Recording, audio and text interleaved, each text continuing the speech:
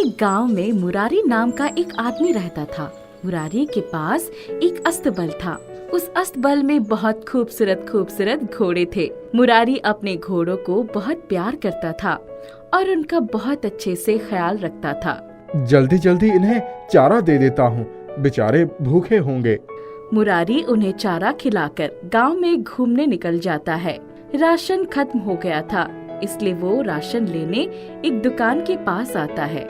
वहाँ दो लोग खड़े होकर बात कर रहे थे। अरे मंटू, क्या करूँ, तू ही बता, मेरी गाय तो बेचारी अकेली पड़ जाएगी। अरे पिंटू, तू चिंता क्यों करता है? जरूर कोई ना कोई मिल ही जाएगा जो तेरी गाय को ले ले।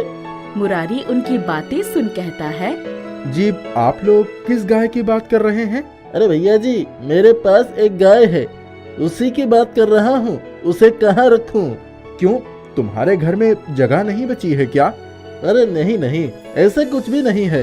दरअसल मैं शहर जा रहा हूँ हमेशा के लिए, और यहाँ की अपनी जमीन और घर बेच रहा हूँ। गाय भी बेचना चाहता हूँ, मगर कोई ले ही नहीं रहा है। मगर ऐसा क्यों? गांव में तो बहुत लोगों को गाय की जरूरत होती है, जरूर कोई ना कोई तुम्हारी गाय भी खरीद लेगा। नहीं भैया जी, मेरी गाय कोई नहीं खरीद रहा है, क्योंकि मेरी गाय माँ नहीं बन सकती और दूध भी बहुत कम ही देती है। कोई भी ऐसा गाय लेकर क्या करेगा? वो तो पिताजी ने उसे पाला था, इसीलिए मैंने भी इतने दिन से उसे पाल रहा हूँ, मगर अब उसका कोई काम नहीं है। ये सुन मुरारी को बहुत दुख पहुंचता है। वो सोचता है, अरे, इसमें उस बेचारी गाय का क्या गलती है? कोई उसे नहीं लेना चाह रहा है तो? यही सोचकर वो पिंटू से कहता है, क्या मैं एक बार तुम्हारी गाय को देख सकता हूँ? हाँ हाँ जरूर, अभी ही चलिए। मुरारी पिंटू के साथ उसकी गाय देखने चला जाता है। मुरारी को देखते ही वो गाय मुरारी की ओर आने लगती है और आवाजें निकालने लगती है। ये तू क्या कर रही है? चल हट, मुझसे दूर होकर खड़ी हो। अरे नहीं नहीं, इसे डांटो मत, कोई बात नहीं। मुरारी को वो गाय बहुत पसंद आ जाती है, इसलिए वो उस गाय को लेने का मन बना लेता है। भाई, मुझे ये गाय तो बहुत पसंद आई, बता कितने में देगा? वाह, क्या सच में आप इसे लेना चाह रहे हैं? हाँ बिल्कुल। अरे ज्यादा नहीं, कोई इसे लेना भी नहीं चाह रहा है और आप इसे लेना चाह रहे हैं। चिंता मत कीजिए, मैं आपसे इसके ज्यादा पैसे नहीं लूंगा। मुरारी और पिंटू आपस में बात कर लेते हैं और पैसे की लेन देन होने के बाद मुरारी उस गाय को अपने साथ लेकर अपने घर आ जाता है। तू तो बहुत ही प्यारी है, मैं आज से तुझे प्यारी ही बुलाऊंगा। बोल, तुझे पसंद आया ना तेरा नाम? गाय जोर जोर से आवाज निकालने लगती है और मुरारी को प्यार करने लगती है। काश तू मुझे पहले मिलती। मुरारी अपने घोड़ों का ख्याल भी अच्छे से रखता था और अपनी गाय का भी। धीरे धीरे मुरारी को प्यारी से बहुत लगाव हो जाता है। प्यारी, जब से तू मेरी जिंदगी में आई है, खुशियाँ ही खुशियाँ हैं। तू मुझे छोड़कर कभी मत जाना। जितने लोग मुरारी से मिलने आते, सभी मुरारी का मजाक उड़ाकर चले जाते थे। इसी तरह एक दिन मुरारी का दोस्त चंद्रकांत मुरारी के घर आता है। अरे भाई मुरारी, मुझे लगता है तू बहुत समझदार है, मगर तू तो बिल्कुल नासमझ निकला रे। मतलब तू कहना क्या चाहता है? मैं नहीं समझा। अरे पागल, तू ऐसी गाय क्यों अपने साथ रखे हुए है जो दूध तक अच्छे से नहीं देती है और ये माँ भी नहीं बन सकती? फिर इसे रखकर क्या करेगा? तेरा कितना समय इसके पीछे चला जाता है, उतने समय में तो तू बहुत काम कर सकता है। ये सुन मुरारी बहुत गुस्सा हो जाता है। चंद्रकांत, मैं तुझे अपना दोस्त समझता था। मुझे लगता था भले ही पूरा गांव मेरे खिलाफ हो, तू हमेशा मेरा साथ देगा, मगर आज तूने भी ऐसी बात कर दी। तुझे दिखता नहीं मैं प्यारी से कितना प्यार करता हूँ, और प्यारी की ओर देख, वो मुझे कितना प्यार करती है। मैं उसे कभी भी नहीं छोड़ सकता। माना कि वो माँ नहीं बन सकती, माना कि वो दूध नहीं दे सकती, इसका मतलब मैं उसे अकेला छोड़ दूं? अरे अच्छा भाई, ठीक है, तुझे जो भी करना है कर, मैं जा रहा हूँ। सोचा दोस्त होने के नाते समझा देता हूँ, मगर तुझे तो कुछ समझना ही नहीं है भाई। इतना कहकर चंद्रकांत वहाँ से चला जाता है और मुरारी प्यारी को गले से लगाकर रोने लगता है। कोई भी तुझे समझ नहीं रहा है, मगर तू चिंता मत कर, मैं तुझे बहुत अच्छे से समझता हूँ और कभी तुझे खुद से अलग नहीं करूँगा। गांव में एक तांत्रिक आता है और सभी के घरों में घूम घूम कर उन्हें आगे भविष्य के बारे में बताता है। मुरारी के घर के पास आकर कहता है, आओ बच्चे, बाहर आओ, पूछो क्या पूछना है। मुरारी को इन सब चीजों पर विश्वास नहीं था, इसलिए वो तांत्रिक को वापस चले जाने को कहता है। ये बच्चे, तू किससे बात कर रहा है, तुझे पता है? जी, मैं सब समझ रहा हूँ, मगर मुझे माफ कीजिए, मैं इन सब चीजों पर विश्वास नहीं करता हूँ। ये सुन तांत्रिक बहुत ज्यादा ही गुस्सा हो जाता है। इसको तो सबक सिखाना पड़ेगा। तांत्रिक देखता है कि मुरारी गाय की अच्छे से देखभाल कर रहा है और उससे बात भी कर रहा है। अभी सबक सिखाता हूँ इसे। ये सोचकर तांत्रिक जोर जोर से चिल्लाने लगता है। ये गाय इस गांव के लिए अभिशाप है। सुनो सुनो सुनो गांव वालों, अगर ये गाय इस गांव में रही तो किसी का भला नहीं हो पाएगा, सभी को बहुत नुकसान होने वाला है। ये सुन गांव वाले बहुत डर जाते हैं और मुरारी से कहते हैं गाय को गांव से बाहर कहीं दूर छुड़ाने के लिए। नहीं नहीं, मैं अपनी प्यारी को कहीं नहीं जाने दूंगा। इसके यहाँ रहने से किसी का कुछ बुरा नहीं हो सकता। ये तांत्रिक झूठ बोल रहा है। गांव वाले मुरारी की बात नहीं सुनते और गाय को गांव से बाहर छोड़कर आने की जिद करने लगते हैं। नहीं, मैं अपनी प्यारी को कहीं भी अकेला नहीं छोड़ सकता। इसी वजह से मैं खुद ही अपनी प्यारी और अपने घोड़े को लेकर ये गांव छोड़कर कहीं दूर चला जाऊंगा। गांव वाले मान जाते हैं। उसी दिन मुरारी अपने घोड़े और अपनी गाय प्यारी को लेकर गांव से निकल जाता है। गांव से बाहर आने के बाद उसे एक भी ऐसा जगह नहीं मिलता है जहां वो रह सके। अब मैं इन्हें लेकर कहां जाऊं? कोई भी हमें नहीं रखना चाह रहा है। घूमते घूमते रात हो जाती है। मुरारी थककर एक और बैठ जाता है। बारिश बहुत तेज शुरू हो जाती है। बिजली भी कड़कने लगती है। तभी आसमान से एक चमकीला पत्थर नीचे गिरता है। प्यारी उस चमकीले पत्थर को खा जाती है। प्यारी, चल वहां चलकर गोबर कर ले, फिर हम वापस से घर ढूंढने चलते हैं। प्यारी गोबर कर लेती है। जैसे ही प्यारी गोबर करके आती है, तभी वहाँ से बहुत चमकीली रोशनी आने लगती है। वहाँ चमकती हुई चीज क्या है? जब मुरारी वहाँ जाता है तो देखता है प्यारी ने जहाँ गोबर किया है वो गोबर सोने के गोबर में बदल गया है। ये देख मुरारी हैरान रह जाता है। ये क्या हो गया? सोने की गोबर? प्यारी, ये देख, तूने सोने की गोबर की है। मुरारी सोने को ले लेता है और उसे बेचकर जितने पैसे मिलते हैं उससे एक नया घर खरीद लेता है और वहाँ अपने घोड़ों को और प्यारी को रखता है। अगले दिन भी प्यारी सोने का गोबर करती है। ये देख मुरारी खुश हो जाता है। तभी प्यारी कहती है, मुरारी, तुम बहुत अच्छे हो। तुमने हमेशा मेरा साथ दिया है, कभी मुझे अकेले नहीं छोड़ा है। अब मेरी बारी है तुम्हें वो सब चीज देने का जिसकी तुम्हें जरूरत है। प्यारी, तुम मेरे लिए हमेशा खास ही रहोगी। तुम मुझे सोना दो या ना दो, तुम तो हमेशा मेरे लिए खास ही हो। इतना कहकर मुरारी प्यारी को गले से लगा लेता है। धीरे धीरे मुरारी को सब कुछ मिल जाता है और वो बहुत अमीर आदमी बन जाता है। आसपास के गांव में भी मुरारी का नाम प्रसिद्ध हो जाता है। मुरारी के गांव वालों को जब ये पता चलता है तब सभी हैरान रह जाते हैं और सभी मुरारी से मिलने आने लगते हैं। जिस तांत्रिक ने मुरारी के गाय को अभिशाप कहा था वो भी मुरारी के पास आता है। मुरारी, मुझे माफ कर दो, कृपया थोड़े पैसे दे दो, बहुत जरूरत है। ठीक है, मैं तुम्हें पैसे दूंगा, मगर इससे पहले तुम्हें गांव में जाकर सभी को सच बताना होगा। तांत्रिक मान जाता है और गांव आकर सभी को सच्चाई बताता है। गांव वाले सच्चाई जानकर तांत्रिक की बहुत पिटाई करते हैं और मुरारी से माफी मांगते हैं। मुरारी तांत्रिक को पैसे देकर उसकी मदद कर देता है और इसी तरह वो खुशी खुशी प्यारी और अपने घोड़ों के साथ रहने लगता है। एक गांव में रतन और रजत नाम के दो अमीर किसान रहते थे। उनके पास खेती के लिए बहुत सारी जमीन थी और बहुत सारी गायें भी थी। वो दोनों और गायें खरीदना चाहते थे।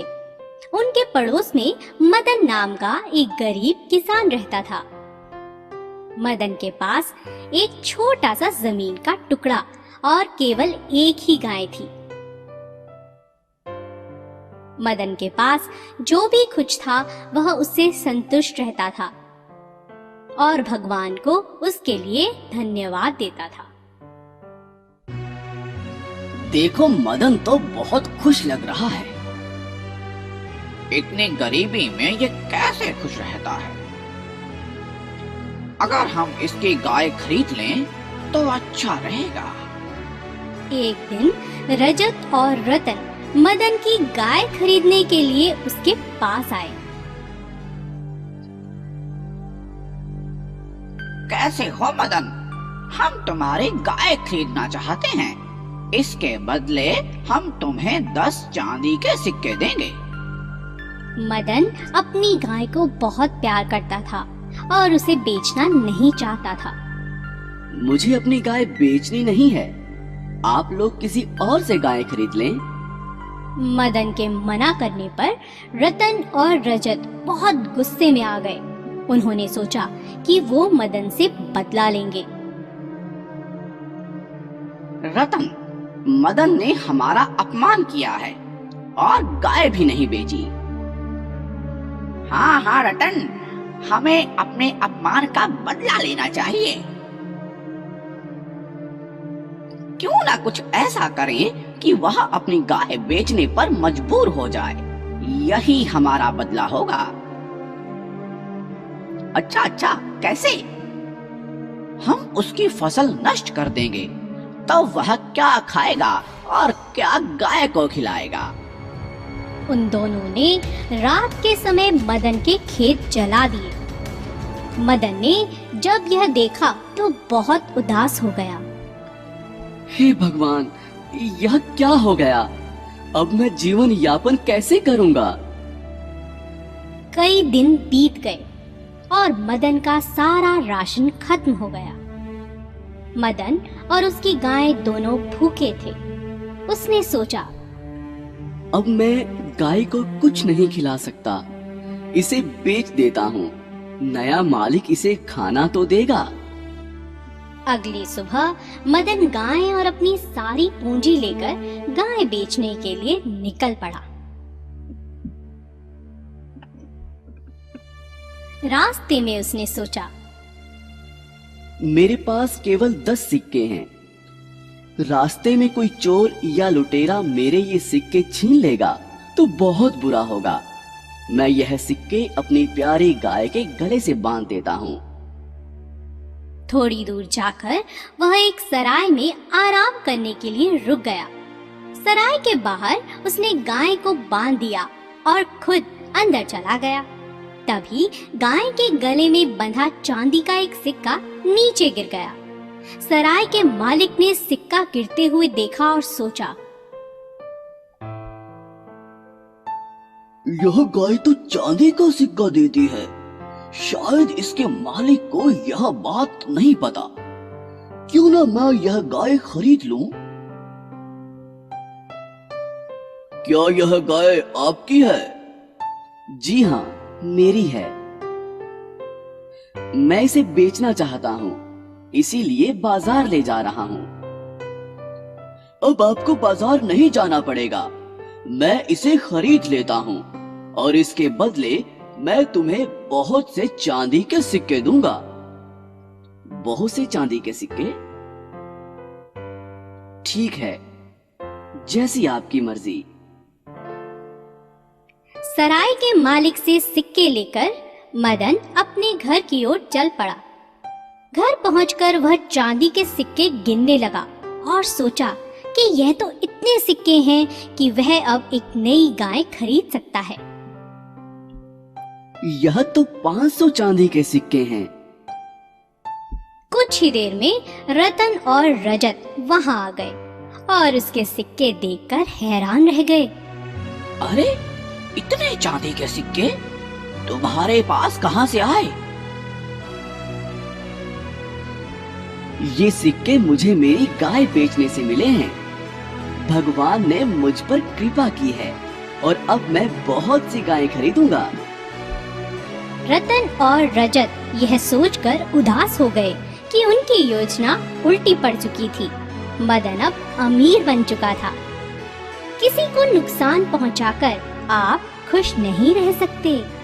एक गंगाराम नाम का व्यक्ति था। उसके पास 2 गाय थी और वो गांव में घूम घूम कर दूध बेचने का काम किया करता था। अरे रुको गंगाराम भाई, आओ जरा, 1 लीटर दूध दे दो जल्दी से। जी अभी देता हूँ। गंगाराम उस आदमी को दूध दे देता है। आपका दूध तो एकदम स्वादिष्ट और बिना मिलावट का होता है। वहीं देख लीजिए, संजीव को दूध कम और पानी ज्यादा बेचता है। क्या सच में? ना बाबा ना, मैं तो कभी ऐसा ना करूं। इतना कहकर गंगाराम वहाँ से चला जाता है। थोड़ा आगे जाने पर उसे याद आता है कि आज घर पर लकड़ी नहीं है। अरे याद आया, आज तो घर पर बिल्कुल भी लकड़ियाँ नहीं बची। सीता ने कहा था लकड़ी काट कर जंगल से लेते आना। अभी जाता हूँ और लकड़ी काट कर लाता हूँ। गंगाराम अपनी साइकिल के साथ जंगल आता है और लकड़ियाँ काटने में लग जाता है। इतनी लकड़ियाँ काफी हैं। चलो अब घर चलता हूँ। गंगाराम साइकिल के पीछे लकड़ियाँ बांध लेता है और वापस घर आने लगता है। तभी उसे किसी के गाने की आवाज आती है। मैं तो रास्ते से जा रहा था, भेलपुर खा रहा था। अरे ये आवाज कहाँ से आ रही है? अभी देखता हूँ। गंगाराम देखता है संजीव जंगल में आकर अपनी दूध में मिलावट कर रहा है। अरे ये तो संजीव है, यहाँ क्या कर रहा है? गंगाराम संजीव के पास जाता है। संजीव गंगाराम को देखकर डर जाता है। गंगाराम, तुम यहाँ क्या कर रहे हो? जाओ जाओ जाओ यहाँ से। संजीव, ये तुम गलत कर रहे हो। अपने ग्राहकों को मिलावटी सामान बेचने का सोच रहे हो। अरे ये एक दिन की बात नहीं है, ये मेरा हर रोज का काम है। ज्यादा पैसा कमाना है तो ये सब करना पड़ता है। तुम नहीं समझोगे। तुम जाओ और शुद्ध शुद्ध सामान बेचो। मैं तो ऐसे ही मिलावटी चीजें बेचूंगा। गंगाराम चुपचाप वहाँ से चला जाता है। गंगाराम के दिमाग में संजीव की बातें ही घूम रही थी। अगले दिन गंगाराम गाय से दूध निकालने आता है, मगर आज गंगाराम की गायों ने आम दिनों से कम दूध दिया था। अरे आज तो दूध कम हो गया। अब क्या करूं? ग्राहक तो बहुत ज्यादा आते हैं। कम दूध होने की वजह से मुझे बहुत नुकसान हो जाएगा। इतना कहकर वो कुछ तरकीब सोचने लगता है। तभी उसे संजीव की बातें याद आती है। एक काम करता हूँ, बस आज एक दिन दूध में मिलावट कर देता हूँ। किसी को पता भी नहीं चलेगा और कल से फिर पहले जैसा ही दूध बेचा करूँगा। यही सोचकर गंगाराम दूध में मिलावट करके दूध का मात्रा बढ़ा देता है और दूध बेचने निकल पड़ता है। सभी गंगाराम के पास आकर दूध ले जाते हैं। वाह, पूरा दूध बिक गया और जरा भी नुकसान नहीं हुआ। क्या खूब तरकीब है। अगले दिन गंगाराम की गायों ने पहले जैसा ही दूध दिया, मगर आज भी गंगाराम के मन में लालच आ जाता है। अगर थोड़ा सा मिलावट कर दूंगा तो किसी को पता नहीं चलेगा और ज्यादा दूध बिकेगा तो पैसे भी ज्यादा मिलेंगे। यही सोचकर गंगाराम और भी ज्यादा लालच करने लगता है और संजीव की तरह ही अपने दूध में भी मिलावट शुरू कर देता है। कुछ दिनों तक कोई कुछ भी नहीं बोलता है। कुछ दिनों बाद सभी गंगाराम से शिकायत करने लगते हैं। गंगाराम, आजकल आपके दूध में भी वो बात नहीं रह गई है जो पहले थी। पहले बच्चे झट से दूध पी लेते थे, मगर अब तो कहते हैं बिल्कुल स्वादिष्ट नहीं है। चाय बनाओ तब भी पहले जैसा स्वाद नहीं आ रहा है। क्या बात है? कोई बात नहीं है भाई, आजकल गाय थोड़ी बीमार चल रही है, बस इसीलिए ऐसा हो रहा है।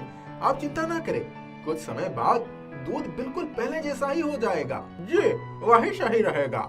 लगातार कई ग्राहकों से ऐसी ही बात सुनकर गंगाराम सोचता है, इस तरह कहीं मेरे ग्राहक कम ना हो जाए।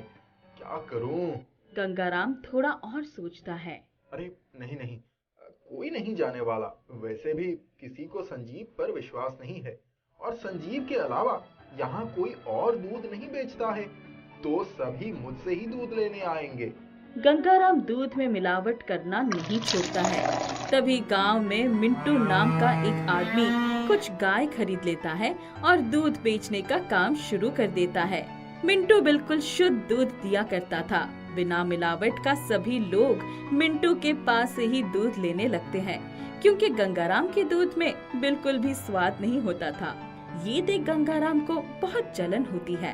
अरे ये अचानक मिंटू दूध बेचना क्यों शुरू कर दिया? उसकी वजह से मेरा पूरा धंधा चौपट हो गया। कोई भी मुझसे दूध लेने नहीं आता, सभी उसी के पास जाते हैं। इसका कुछ ना कुछ तो करना ही पड़ेगा। गंगाराम संजीव के पास जाता है। देख रहे हो संजीव भाई, मिंटू ने क्या किया? हम दोनों का धंधा उसने बंद करवा दिया है। हाँ, ये तो तुम सही कह रहे हो। इसका कुछ ना कुछ तो करना पड़ेगा। क्यों ना हम दोनों मिलकर उसके दूध में भी मिलावट कर दें, जिससे उसके पास कोई भी ग्राहक नहीं जाएगा। मगर वो कैसे? जब वो दूध निकाल कर जाएगा, तब हम जाकर उसके दूध में पानी मिला देंगे। हाँ हाँ, ये सही रहेगा। संजीव और गंगाराम दोनों मिंटू के घर के आसपास घूमने लगते हैं। जैसे ही मिंटू दूध निकालकर घर के अंदर जाता है, वैसे ही गंगाराम और संजीव वहां आकर दूध में पानी मिलाकर भाग जाते हैं। अब मजा आएगा। हर रोज दोनों यही करने लगते हैं। सभी मिंटू से भी दूध की शिकायत करने लगते हैं। मैं तो कभी भी मिलावट नहीं करता, फिर मेरे दूध मिलावटी दूध कैसे हो सकती हैं? मिंटू सोच में पड़ जाता है और फिर अचानक एक दिन गंगाराम और संजीव को उसके दूध में पानी मिलाते देख लेता है। अच्छा, तो ये इन दोनों का काम है। इन दोनों को तो मैं अच्छा सबक सिखाऊंगा। अगले दिन मिंटू गांव वालों को ये बताता है और दोनों को सबके सामने रंगे हाथों पकड़वाने का सोचता है।